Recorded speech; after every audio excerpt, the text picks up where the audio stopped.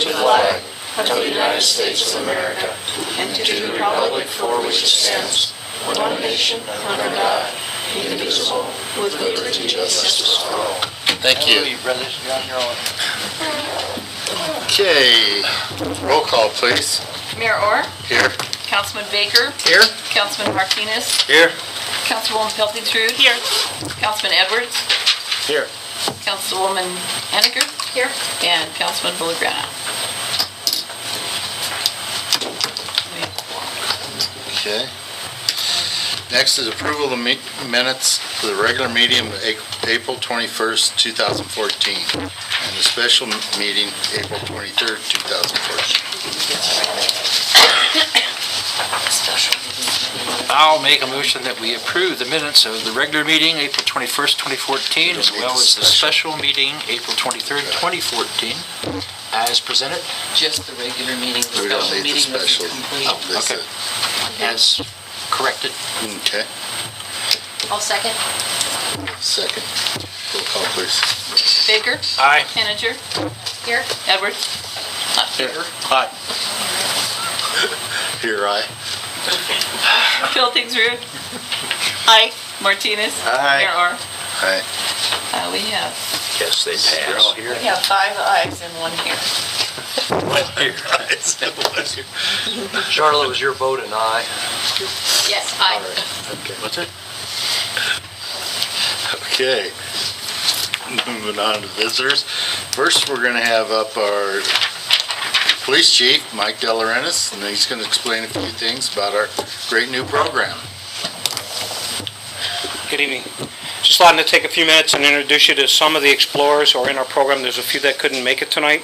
I'm very proud of them. They were involved in the Blossom Parade and represented the city and our police department in a very high manner. We had a lot of compliments from Canyon residents and people who saw the minute. We had our advisors.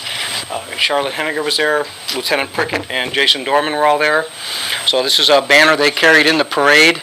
Like I said, a lot of positive feedback from our program, and we're a lot of people were excited that we actually took the step and went ahead with it, where other places are still procrastinating on it, basically.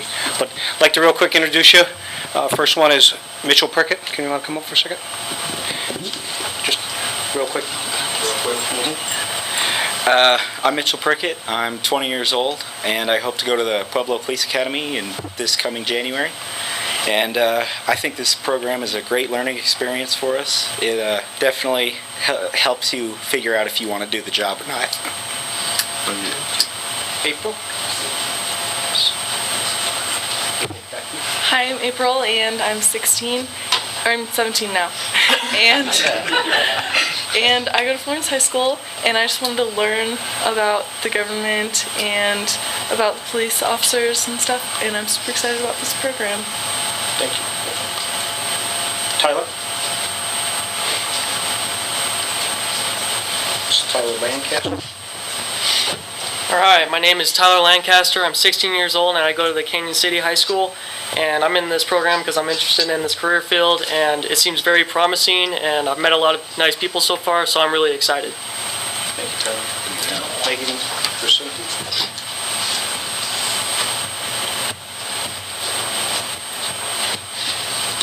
I'm Megan Grisanti. I'm 17 years old. I go to Florence High School, and I have made a commitment to join the Law Enforcement Explorer program that will give me the opportunity to explore a career in law enforcement by working with the local law enforcement agencies and get out in the public and interact with the community.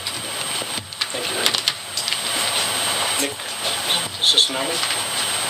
Hello, I'm Nick Cicinelli, and I don't know what you'd call it, but I'm about half 20, almost 20, and I went to Palmer High School up in Colorado Springs, and my goal is to go to PCC Law Enforcement Academy and come back here as a Florence police officer.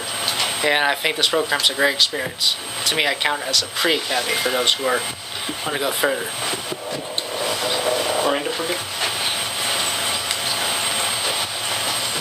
My name is Miranda Prickett, and I'm 17 years old, and I go to Florence High School, and I joined this program because I don't know what I want to do yet, so I'm kind of exploring many different career options, and so far I think they have a lot of interesting stuff planned, and I'm really excited to get this going. So Thank you. And Nathan Sharp. Hi, I'm Nathan Sharp. I'm currently 14 years old. I'm going to the Canyon City High School. I joined this program because in ROTC, and I was thinking that this could be a good mixture to help me out with the career field that I'm trying to decide. Thank you. I know the Explorers wanted me to express their gratitude for the City Council for approving this program and letting it go forward. So from all of us, thank you very much.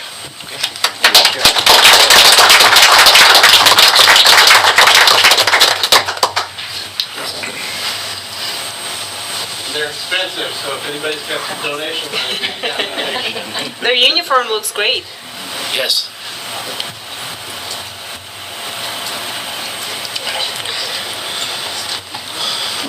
Okay. Thank you very much for that. Next, we got up Cindy Cott, Kinderhouse. She's not here yet. No? Guess we'll move on then. If she comes, she can come to the bottom. Alan Kinsley. Isley. Kinsley. You'll get it right. Kinsley. Good evening, everyone. I'm here on behalf of the Florence Chamber of Commerce, and we are requesting a road closure for North Santa Fe 100 block, September 19th and 20th. Please. Is it for Junk Teak? It is for Junk Teak.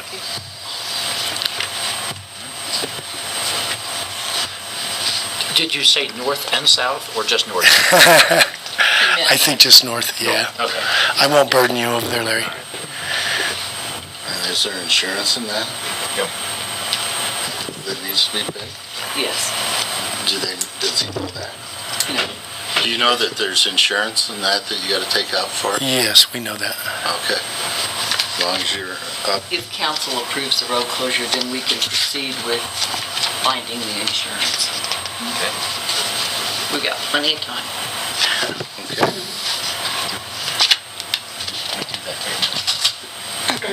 Yeah, you can direct us to. That way we can get it all Yeah. in place. Of course, it's done. Should we make a motion? Yes. Okay. Yeah. I would like to make a motion for the street closure of north of Santa Fe, 18th and 19th of September for Junk Teak. I think it's 19th and 20th. 19th and 20th, sorry, September. And times. You know what times Do we have times? It can be closed. Morning till the evening of the 20th. So we'll say 7 a.m. on the 19th through 5 o'clock on the 20th. That'd be great. About the same time as what it was before. I was checking That's it. what you're saying. Okay, did you get the second on that, Tony? I didn't get the first. That was Svetlana. Yeah. Tony? Was the second. Got it. Okay. Roll call. Peltingsrud? Aye. Martinez? Aye. Baker? Aye. Edwards? Aye. Anninger? Aye. And Mayor Orr? Aye. 6 ayes. Okay. Thank you all very much. Okay, next up, we have Mike Vendetti.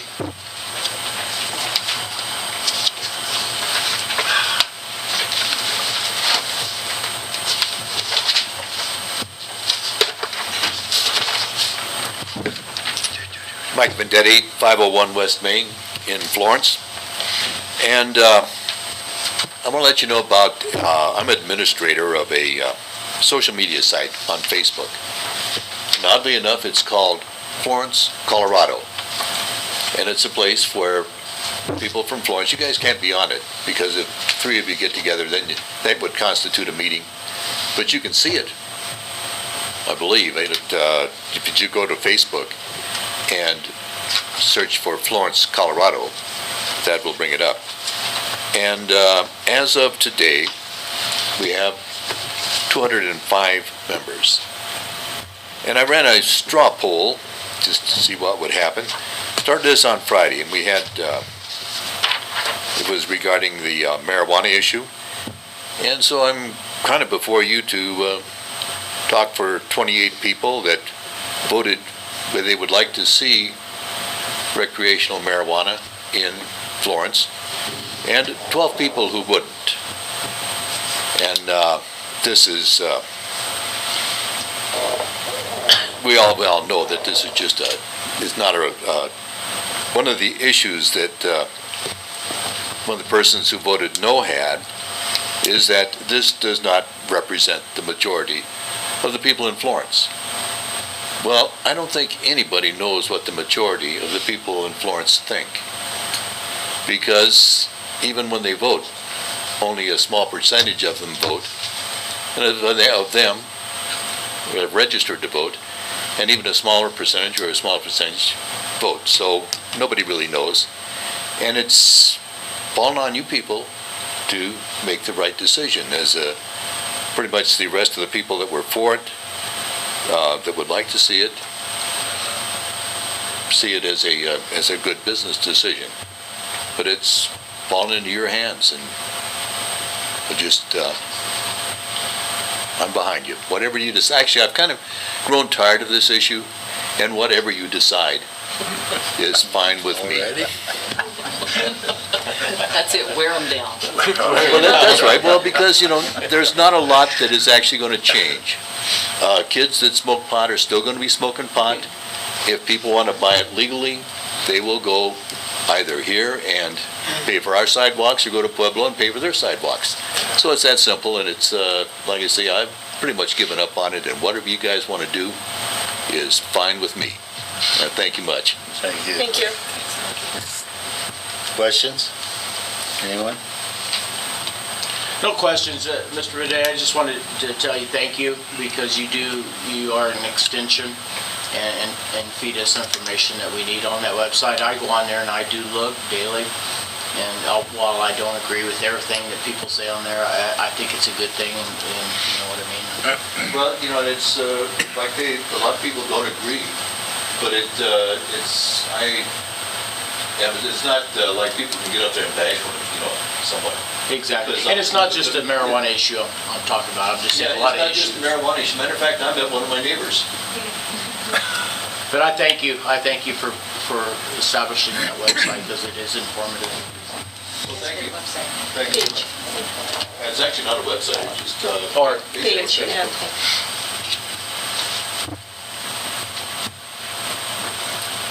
Okay. Next one up is Dick Upton.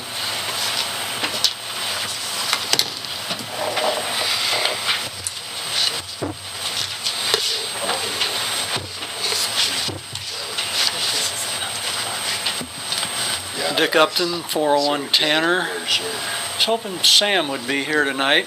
It was one of the topics I wanted, was to talk about Sam and his crew and how good they are, and and we need a little help at the museum. I say, Sam, can we get some muscle? And he always works it in to give us a hand. And you see him around town. They really keep this town up, and I think that they deserve all the recognition they can get. And probably a raise would be nice too. It's a hard-working group. And I see the chief is gone. I was going to compliment them on quick response. We had an issue at our main house the other night. Neighbors called and said, there's a strange car that pulled into your driveway and parked, turned their lights off, and just sitting there. And so I went out and hopped in my truck, turned the lights on, and started over, and then at that point they left. So I thought, well, maybe I ought to just keep an eye for the night. So I called in and asked if on rounds they could just kind of keep an eye that night. And it wasn't 10 minutes, a neighbor called back and said, there's a police car going through your backyard over there. And I thought that was really great. That's pretty fast. And so we appreciate all they do too. And the other thing is, see the t-shirt that I'm wearing? The car show is coming up soon, so all you people with hot rods and so on that haven't registered, 2-3 more days to get a t-shirt, or you can register the day of. So come on out and enjoy it. It's a great way to spend a Sunday afternoon. And the last thing is May 15th, museum opens. Total renovation, the main floor, all new exhibits, everything is fresh, a little more interactive. So May 15th on, come on out. Thank you. Dick, would you put that information on the Facebook site, or would you like me to do it? Because that reaches more residents. Absolutely, the more people that see something. Give me the information so I can put it on there. I know Jacob's got a Facebook page on the museum, so whatever.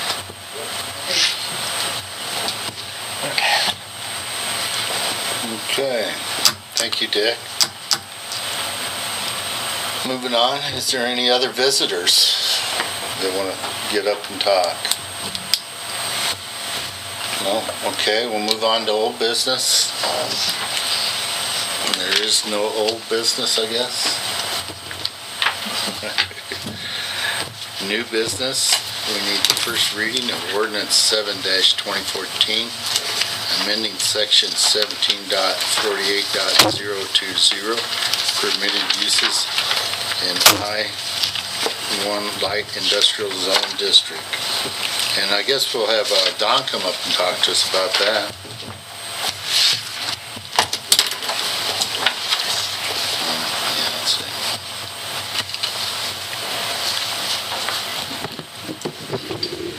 The city has an application pending from the owner of the smokestack property across from Persilite Smokestack on Highway 67. The application was to put in an RV and boat storage area in that flat spot out there. The site's in the floodplain, so it doesn't have a whole lot of other uses, so this one may be a good fit for it. However, the zoning doesn't allow it in light industrial. So we got to looking through the regs, and in C General Commercial, which is most of your area along Main Street outside of downtown, it allows RV and boat storage, but it's not allowed in light industrial. So that seemed to be an error. So we suggested that the zoning regulations be changed to allow the items listed in there, which are storage, sales, rental, or repair of automobiles, trucks, manufactured homes, boats, motorhomes, trailers, motorcycles, farm implements, and construction equipment. We suggested that that be allowed in the I-1 Light Industrial Zone District. And took it to the Planning Commission on the 17th after notification in the newspaper. And the Planning Commission recommended approval of adding that as permitted uses in the I-1 Light Industrial Zone District. Questions? How much property are we talking about? Is it Well, realize what's before you tonight is simply a change to the zoning regs. Yeah. Doesn't apply to any specific property. If this change is approved, it would be approved for anybody that In has that area. property in the light industrial. This one is about 7 Yeah. acres. Okay, any questions from council? All right. Let's read that. Or you want to read that? Thank you. Ordinance 7-2014, an ordinance amending Title 17 of the Florence Municipal Code to allow additional uses in the light industrial zone district. Whereas CRS 3123-302 authorizes the city to adopt and revise zoning districts. And whereas pursuant to CRS 3123-304, notice was published in the Florence Citizen on March 27, 2014 of this requested amendment to the zoning ordinance, and a public hearing was held on April 17, 2014 before the Florence Planning Commission. And whereas no objections to the amendment were heard at the public hearing, and after discussion, the Planning Commission recommended the adoption of same. Now therefore be it ordained by the City Council of the City of Florence, Colorado, that the section numbered 1748-020 of the ordinances of the City of Florence entitled Permitted Uses within the I-1 Light Industrial Zone District shall be amended to add the following as permitted uses: storage, sales, rental, or repair of automobiles, trucks, manufactured homes, boats, motor homes, trailers, motorcycles, farm implements, and construction equipment.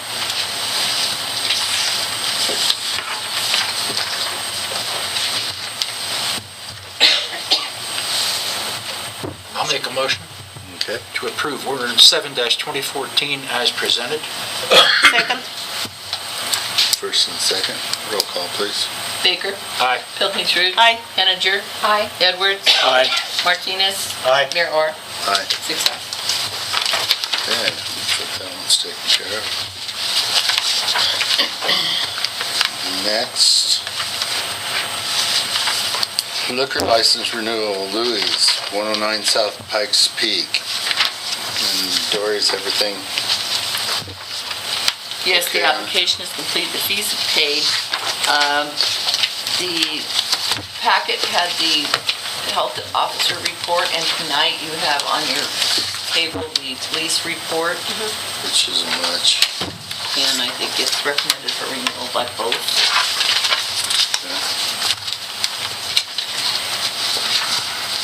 Actually, it doesn't have a whole lot on it, does it?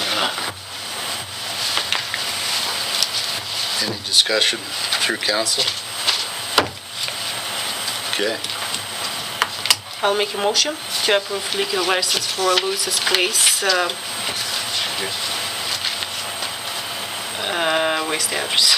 109 South. 109 South Pikes Peak, Florence. Second. We have first, second, roll call. Piltingstrid? Aye. Baker? Aye. Martinez? Aye. Edwards? Aye. Henninger? Aye. Mayor Orr? Aye. 6 ayes.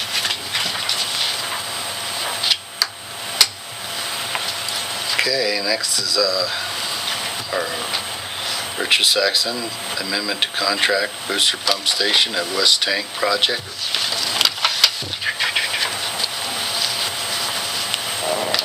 I've got my remote, so if it's okay, I'll try and carry this over there. Wherever makes you happy. Let me know if it doesn't work.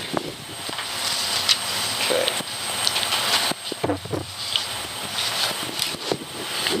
Pause between slides.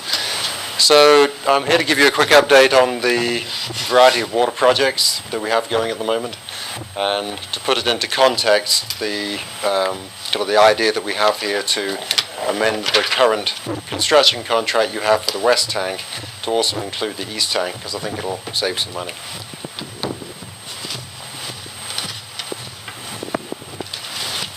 Let me get this line. Like to be a little bit more.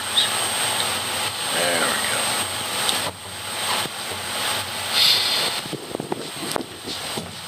These are the 6 projects identified in the current $8 million bond that you have, and I'll walk through those quickly. The top one in green is the North Reservoir lining, piping and pump station improvements that we did. That has been completed. That was put in by Ken Hirsch Avalanche Excavating, and that work is complete, so both of the North Reservoirs are now in full operation. That was a regional project, as is the West Tank and Pump Station project, which is under construction, and I'll show you a few pictures of that in a few minutes. The South Reservoir is the largest project, dollar-wise, and that is one that is under design at the moment. We've just done some preliminary work, and I'll talk about that project to give you an idea where we're headed on that one. The other 3 are city-only funded projects. The East Million-Gallon Tank, which is related to the West Tank in as much as both of those tank projects improve water quality, as well as take care of some necessary maintenance that needs to be done. The satellite meter read is something which the city is taking care of internally. That's underway. And the East Main Water Street, the East Main street water line, that's planned for next year. And that's to complete some of the work on McCandless and then east of the bridge there, all the way through to Florence Avenue that has not yet been done. So here are a couple of photographs of the West Tank work that's under construction. These were taken a couple of weeks ago.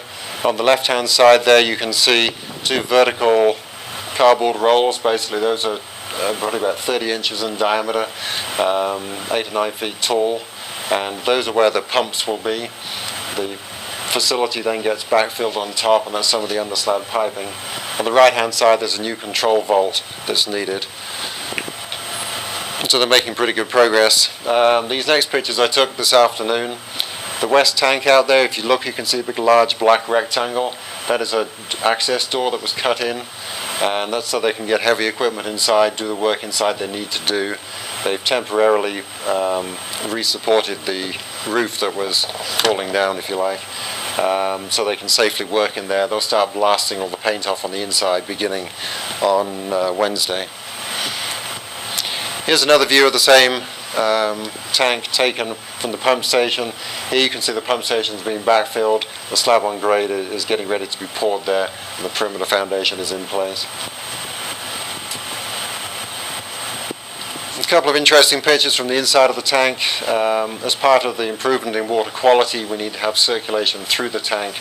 A part of that involves putting a couple of new penetrations through the floor. So you literally sort of mine underneath the tank, which was pretty rocky actually, and then they went inside the tank with a big auger like you might see for somebody putting in a power pole. But this one was probably about 36 inches in diameter. After they'd torched a hole in the floor, they augered down, connected the two holes, and they put in the new coated steel pipe in there, and we'll backfill that with concrete tomorrow. Okay, so in black there in the middle I have a summary of the West Tank project you just saw.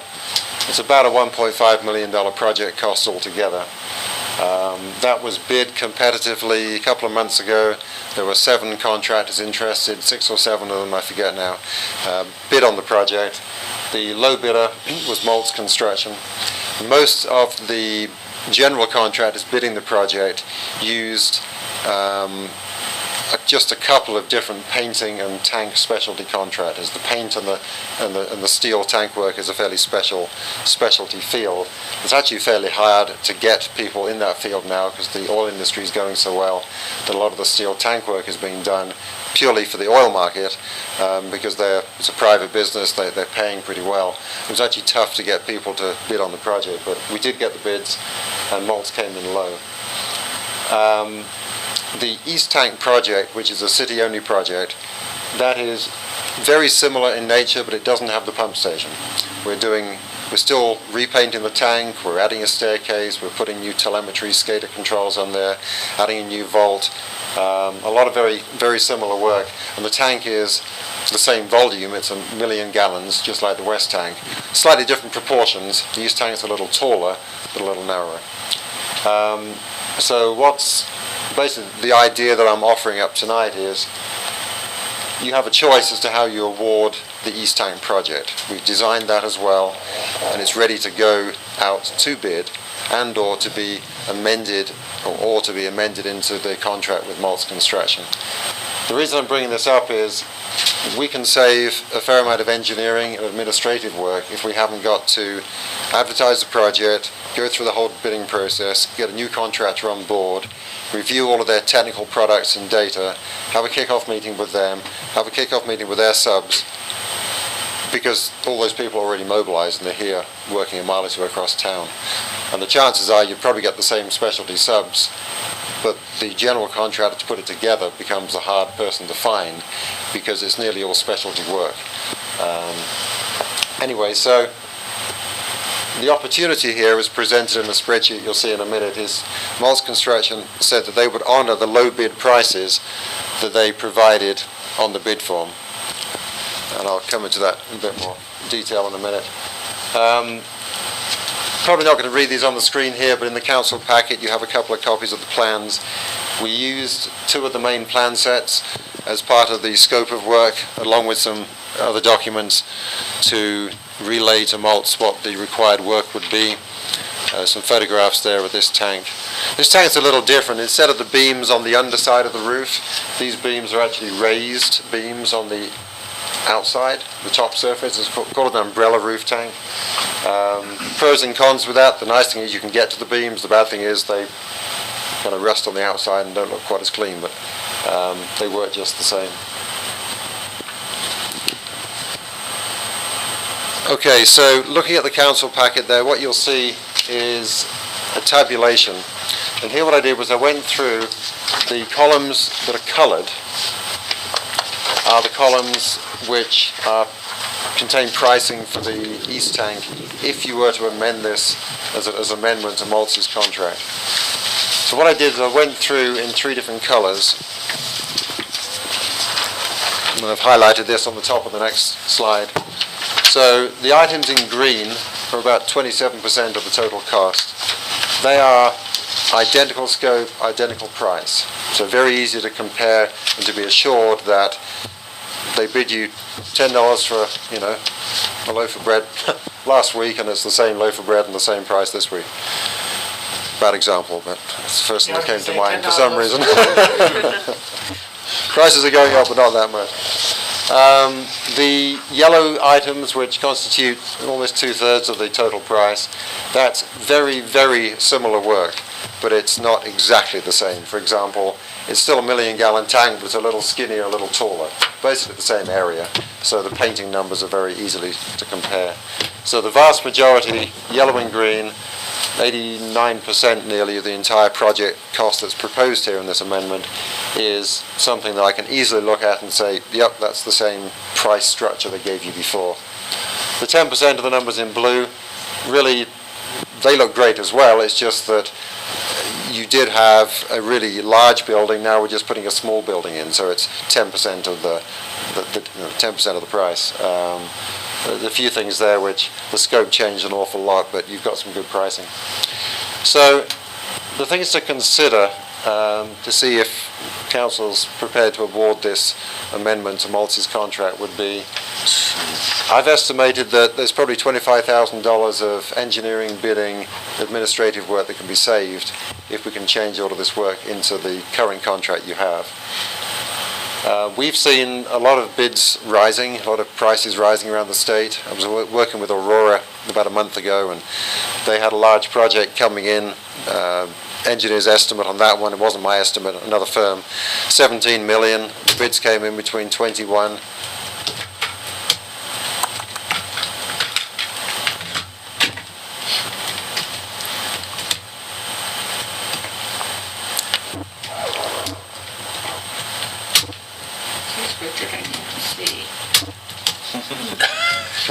There. I had it. Alrighty.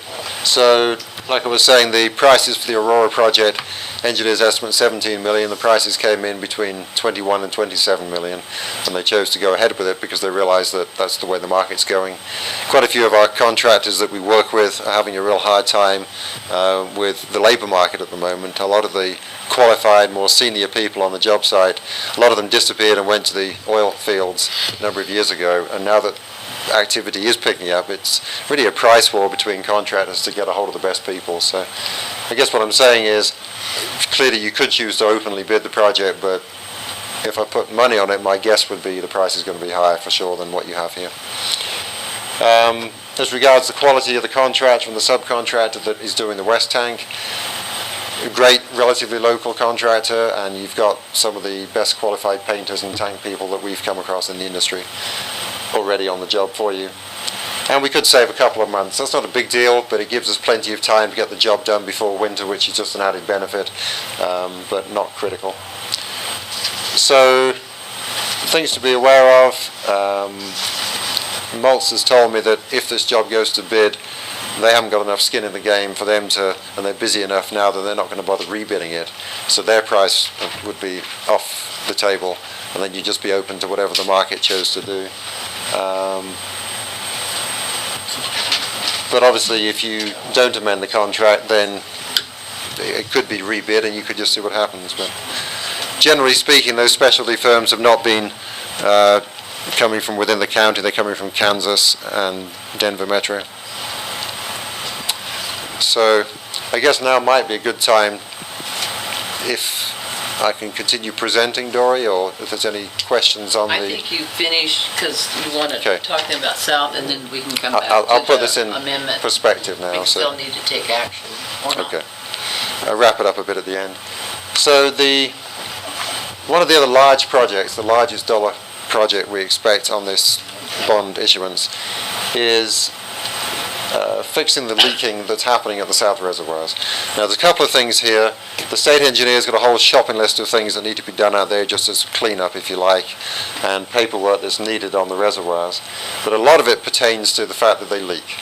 And part of that is causing Jim and the guys to have to keep the water level down about 3 feet below where they could put it, which is why I think Council and Regional are keen to make sure that you can store everything that you're allowed to store out there. Plus also you want to make sure that what you do store, maybe a bit evaporates, but it doesn't leak out under the ground, right?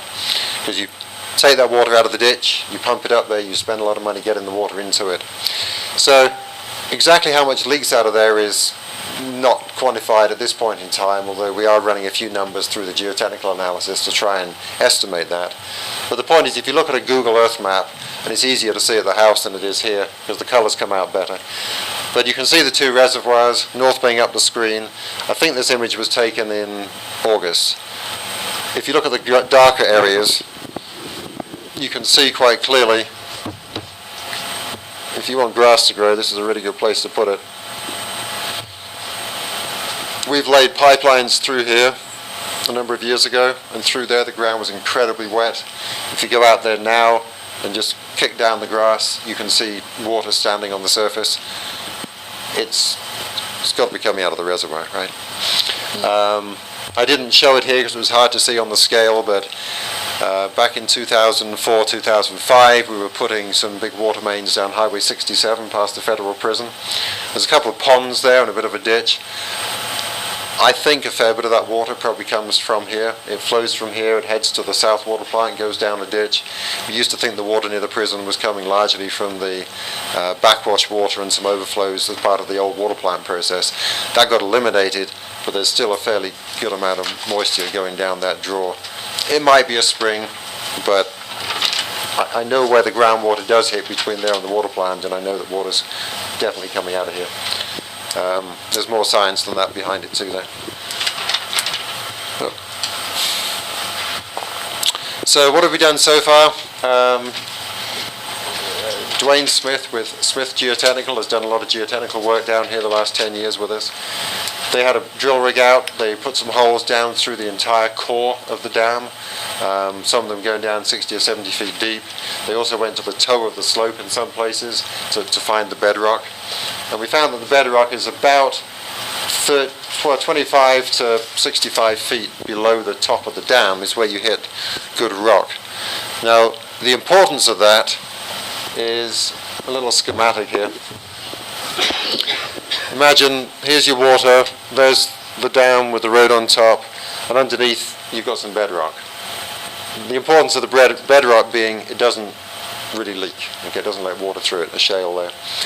So presently, if the red line represents kind of the water surface, if you like, flowing and seeping through the dam, based on the boreholes that we took through here, we're pretty confident that when they built this berm many moons ago, they didn't build it with impermeable material all the way down to the bedrock. They probably built it on top of the old field that was out there. So what you have under here, not drawn here, but you have another layer of original ground. That's got a lot of sandy clay in it. So water's going down, hitting the sandy clay in the bottom of the reservoir, working its way through here and surfacing and coming out.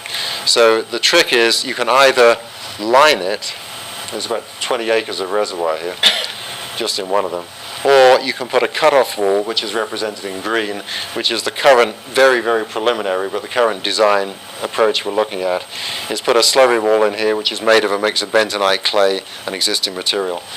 That is pretty impermeable stuff. It lasts forever, quite honestly. And you key that down to the bedrock, and it should stop the water flow from where we think it's happening. To line the entire reservoir would cost a lot more. So this kind of for fun at the house, after I grabbed a couple of samples of the sandy clay material, I went back home one evening and told my son I'm off to Florence tomorrow to come meet the guys down here, and let's take a little sample of this and just play around. And I show this to you because I know the science behind it, but I've never actually done it myself, and it's kind of interesting. So there's a 2-litre bottle, 2 or 3 inches of the sandy clay material on top of some gravel I used just to stop the clay running out the bottom of the bottle, right?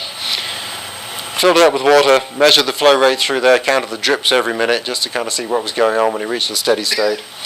Then I mixed in some bentonite into the top ½ inch or so, filled it back up, and measured the flow rate again. Again, you're not spending all this money based on my test, but I did it, so I'm going to show it to you. Then I decided my son could learn how to write a graph, so we did this. But it's pretty dramatic. In fact, the geotech I showed it to was like, wow, that's really impressive. So we had 12 or 13 drips every 3 minutes coming through before a tiny sample with a tiny amount of water pressure on it, before we added any clay. Added a teaspoon of clay, mixed it up, and the flow rate dropped to next to nothing. And it would just keep dropping too as that bentonite expands. So very, very simple experiment with the actual material out of your borehole. Bentonite's going to stop that thing leaking.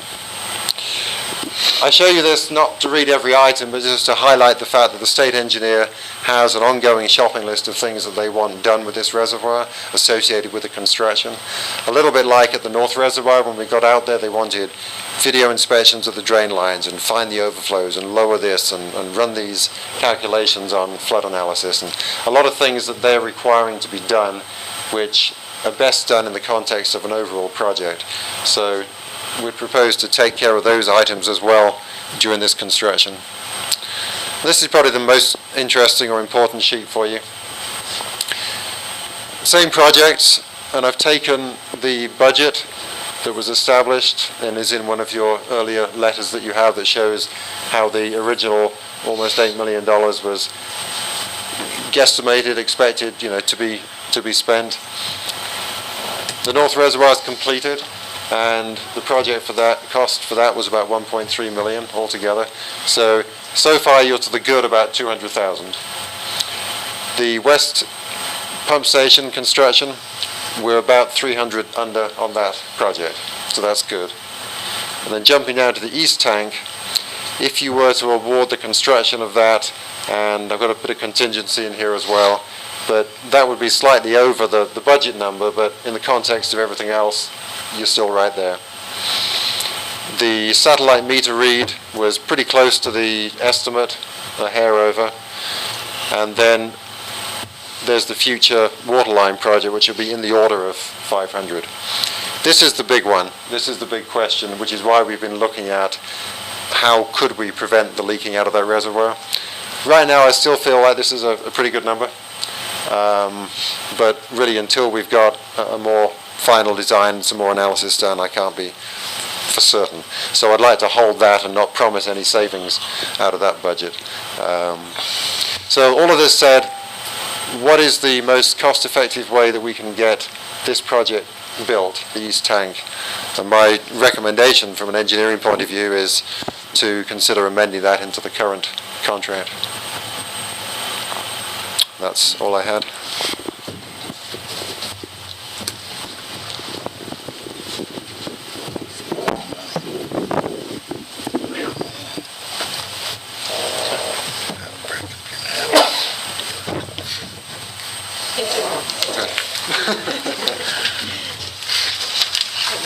Mr. Edwards? I had a couple questions for you. So is it your recommendation that we just amend this and go on with, instead of putting it to bid or what have you, go with Moltz Construction? It is. I do recommend you do that. So you'll definitely save on the administrative costs. And honestly, I think the prices from the construction side of it are going to be better than you'll get on the open market right now. Okay, so that is your professional opinion and recommendation? Do you have any affiliation with Moltz? None at all. I have done. Other than the project? They built your South Water Plant. $9 million worth of work there. They were then also low bidder on the Clearwater project for $1.5 million a couple of years later. So they've done your two largest projects in town already. And I did do a wastewater plant project with them in Fort Collins, but no, there's nothing between me and Moltz apart from knowing that they're a good outfit. Yeah, but I worked with them on the one up towards Walsenburg. We put that water treatment out there. Oh yeah? It was Moltz. Okay. They're out of Salida. Yeah. Same time they did Clark and they did the one over there. Colorado That's City. right. They did. Colorado City. One other thing, you mentioned on the beams being on the outside of the one thing. You mentioned rust and being, to adverse conditions outside. If we was to spend maybe a little more money or do something, we could probably prevent that. Couldn't we, with coating? Well, part of this project will be to blast the roof. I was taking a lead paint sample off the paint a couple of weeks ago just to check for lead. The east tank was erected here in 1992. Lead paint was pretty much banned in the mid-70s. But the tank is a refurbished tank, and it's pretty evident when you look at all the cut lines on top and how it's been put back together. So I think the red primer that's underneath is probably the original primer. And lead-based primer is actually a really good paint. Looking at the condition of the tank, given that we don't have the structural challenges that we had with the West tank, I think giving that tank a good blast and even leaving a little bit of the primer on is going to be fine. But yes, at least the good thing is we can do a good bit of focusing on the top, make sure we do a really good clean and grind around anything on the top of the roof. And that'll be given the re-primed and 2 coats of epoxy on top, so it should be good. Thank you. And what would be the life of the tank?